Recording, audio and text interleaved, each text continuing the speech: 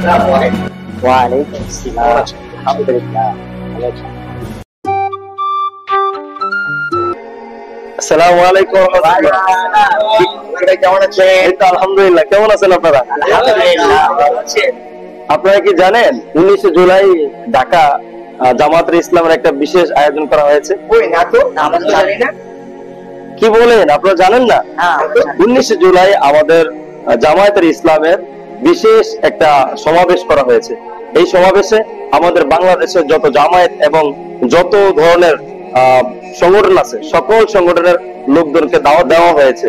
তা আমরা সকলে আসছি, আপনারা কি যাবেন? ইনশাআল্লাহ। আলাইকুম জিয়াদ ভাই, কেমন আছেন আপনি? ওয়ালাইকুম সালাম। তাইব ভাই কেমন আছেন? আলহামদুলিল্লাহ ভালো আছি।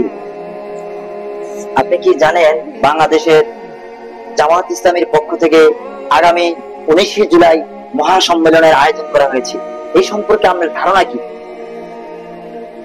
ইনশাআল্লাহ আমি শুনেছি আগামী 19 জুলাই ঢাকা শহরের উদ্যানে বাংলাদেশ জামাত ইসলাম একটি মহাসমাবেশ আয়োজন করা হয়েছে এবং আমি এটাই জানতে পারলাম যে এই জামাত ইসলাম সকল ইসলামী দলকে একত্রতাবোধ করে তাদেরকে একটা ঐক্য সৃষ্টি করে তারা আগামী জাতীয় সংসদ নির্বাচনে তারা একসাথে নির্বাচন করতে চায়।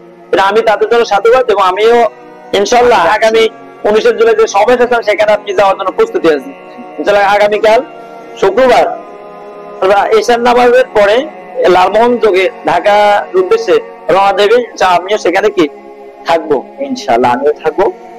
আমরা সকলে যাচ্ছি, আপনারা যাচ্ছেন তো?